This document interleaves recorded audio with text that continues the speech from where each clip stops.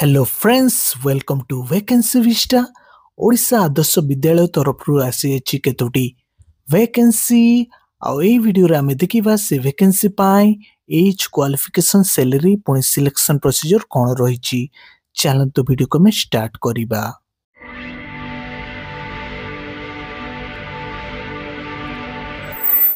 गोटे नुआ नियुक्ति आसी अछि सपोर्टिंग स्टाफ पोजीशन पाई गर्ल्स पुणी बॉयज हॉस्टल रही नियुक्ति ओडिशा आदर्श विद्यालय केउझर डिस्ट्रिक्ट रे। जो जो कैंडिडेट कर योग्यता अच्छी से माने यही सब पोस्ट पाए अप्लाई कर पारिबे। आमे पोस्ट डिटेल्स देखिबा। आ पोस्टिंग हेबो ओडिशा आदर्श विद्यालय बॉयज पुणी गर्ल्स हॉस्टल रे। प्रथम पोस्ट रो नाम होची वार्डन पोस्ट। ए पोस्ट पाए क्वालिफिकेशन मागिची बीए बा बीएससी पास। एज मागिची 30 रु 60 बयस।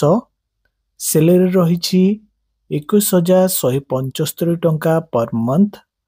आउ गर्ल्स हॉस्टल जदि आमे देखिबा गर्ल्स हॉस्टल गोटे वैकेंसी रही एवं बॉयज हॉस्टल गोटे वैकेंसी रही। द्वितीय पोस्ट रो नाम होची चौकीदार कम स्वीपर। आउ ए पोस्ट पाए क्वालिफिकेशन मागिची 10th पास। एज मागिची 21 रु 32 बयस। आउ सैलरी रही 7,500 टंका पर मंथ। गर्ल्स हॉस्टल गोटे वैकेंसी रही एवं बॉयज हॉस्टल गोटे वैकेंसी रही। तृतीय रे हेड कुक पोजीशन पाए कौन सी क्वालिफिकेशन मागिनी जदि अच्छी आपण माने देई पारिबे। एज मागिची 30 रु 40 बयस। सैलरी रही 9,000 टंका पर मंथ। गर्ल्स हॉस्टल गोटे वैकेंसी रही एवं बॉयज हॉस्टल गोटे वैकेंसी रही। चतुर्थ रे असिस्टेंट कुक पोस्ट पाए कौन सी क्वालिफिकेशन मागिनी जदि अच्छी आपण माने देई पारिबे। एज मागिची 21 रु 32 बयस। सैलरी रही 6,750 टंका पर मंथ। गर्ल्स हॉस्टल 2टी वैकेंसी रही एवं बॉयज हॉस्टल 2टी वैकेंसी रही। एप्लिकेशन फॉर्म पुणी अदर डिटेल्स आपण माने डाउनलोड करि परिबे डिस्ट्रिक्ट वेबसाइट रु। वेबसाइट रो नाम होची keonjhar.odisha.gov.in रु। जो कैंडिडेट माने इंटरेस्टेड अछंती पुणी जो मानकर योग्यता अछि आ समस्त क्राइटेरिया फुलफिल करछंती से माने निजर एप्लिकेशन फॉर्म सहित समस्त डॉक्यूमेंट को रजिस्टर पोस्ट द्वारा पठेई पारिबे। एप्लिकेशन फॉर्म ईमेल बा फिजिकली ग्रहण करा जीवनी। Last date of application submission होची 15/12/2025। ता पूर्व पठेया पई चेष्टा करिवे। जदि आपनकर एप्लिकेशन फॉर्म इनकम्प्लीट थाए बा ड्यू डेट पर जदि पहुंचीबो ताहले आपनकर एप्लिकेशन रिजेक्टेड हे जिवो। सेति पई पूर्व पठेया पई चेष्टा करिवे। और जदि पोस्टल डिले हुए सेति पई अथॉरिटी दायी रहिबे नाही। ओएबी अथॉरिटीज पाखरे राइट्स अछि कोनोसी कारण न दर्शाई एप्लिकेशन को से रिजेक्ट करि पारिबे। कैंडिडेट माने अप्लाई करि पारिबे 1/12/2025 रु 15/12/2025 मध्य रे। आपनको डॉक्यूमेंट सब पठेई पारिबे। एठी देथबा एड्रेस रे। एड्रेस सब हैला प्रथम ओएबी रो नाम होची boys hostel OAB Tikira Ghatgaon. Address रहिची at Tikira PO Dhenkikote Ghatgaon PIN 758029। Contact number मध्य देछि 7077315255। आ द्वितीय ओएबी हॉस्टल रो नाम होची boys hostel OAB Kendei Posi Patna. Address रहिची at PO Kendei Posi Patna PIN 758017। Contact number मध्य देछि 7978035929।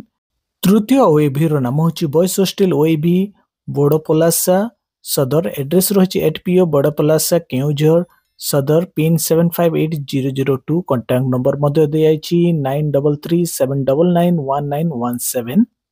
चतुर्थ हॉस्टल रो नाम होची boys hostel OAB Talchampei Banspal. Address रही at PO Talchampei PS Raisuan Banspal PIN 758018। Contact number रही 80934655185। पंचम हॉस्टल नाम होची boys hostel OAB Saharpada address रही 8PO सहरपदा पिन 758016 कॉन्टैक्ट नंबर होची 9337582707 षष्ठ ओएबी हॉस्टल नाम होची boys hostel OAB Champua address रही 8PO Champua pin 758041 contact number रही 7978968003 सप्तम ओएबी हॉस्टल नाम होची boys hostel OAB Sundarpal Hatadihi address रही 8 सुंदरपाल PO साध हाटडीही पिन 758023 कॉन्टैक्ट नंबर रही 8458060098 अष्टम ओएबी हॉस्टल नाम होची girls hostel OAB Sonpada Kashipura address रही 8 Sonpada PO Badapadan Kashipura Keonjhar PIN 758021 contact number रही 8895311150 ए समस्त एड्रेस रे निजर डॉक्यूमेंट को पठांतु कोनोसी क्वेश्चन बा डाउट तले एठी देथबा कॉन्टैक्ट नंबर रे कॉन्टैक्ट करंतु एप्लीकेशन फॉर्म को केमती फिल अप करिवे वार्डन चौकीदार कम स्वीपर हेड कुक पुनी असिस्टेंट कुक पोस्ट पाई आमे देखिबा प्रथमे निजर self attested recent passport size photograph को एठी एफिक्स करिवे एप्लीकेशन फॉर्म को ब्लॉक लेटर रे फिल अप करिवे आ निज हैंडराइटिंग रे फिल अप करिया पई चेष्टा करिवे प्रथमे जे पोस्ट पाई अप्लाई करछंती पोस्टर नाम एठी मेंशन करिवे जे एड्रेस को आपण माने पठेया पई चाहुचंती एठी प्रत्येक एड्रेस डिटेल्स दिया जायछि से एड्रेस रो साइड रे टिक मार्क देबे तृतीय रे एप्लिकेंट को नाम पचारिछि प्रथमे निजरो फर्स्ट नेम प्रदान करिवे जदि मिडिल नेम अछि मिडिल नेम देबे आ लास्ट रे सन नेम प्रदान करिवे फादर बा हस्बैंड को नाम एठी देबे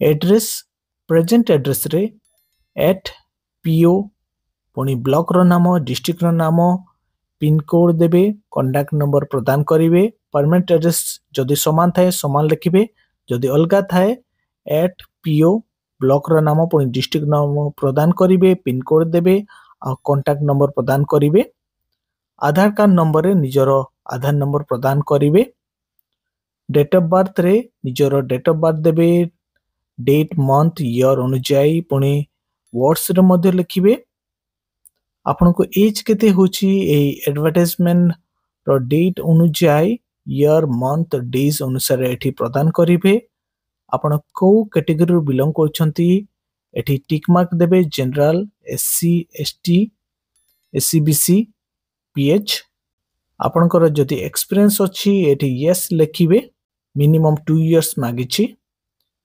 एजुकेशनल क्वालिफिकेशन डिटेल्स रे एठी निजरो प्रथमे 10th रो बोर्ड बा यूनिवर्सिटी रो नाम एठी प्रदान करिवे ईयर पासिंग लिखिबे फुल मार्क देबे केते मार्क रखितले एठी प्रदान करिवे आ परसेंटेज देबे द्वितीय रे +2 जदि करिसंती बोर्ड बा यूनिवर्सिटी रो नाम लिखिबे ईयर पासिंग देबे फुल मार्क देबे मार्क केते रखितले प्रदान करिवे आ परसेंटेज मध्य प्रदान करिवे बैचलर डिग्री जदि करिसंती तार मध्य एठी बोर्ड बा यूनिवर्सिटी रो नाम year passing full mark mark पुनी केते रखितले आ परसेंटेज केते थिला एठी प्रदान करिवे आ जदि बीएड करिसंती बीएड रो मध्य बोर्ड बा यूनिवर्सिटी रो नाम लिखिबे ईयर पासिंग लिखिबे फुल मार्क देबे मार्क केते रखितले प्रदान करिवे पुनी परसेंटेज देबे को डॉक्यूमेंट को जेरॉक्स करिया को पड़िबो पुनी सेल्फ अटेस्ट करी ताको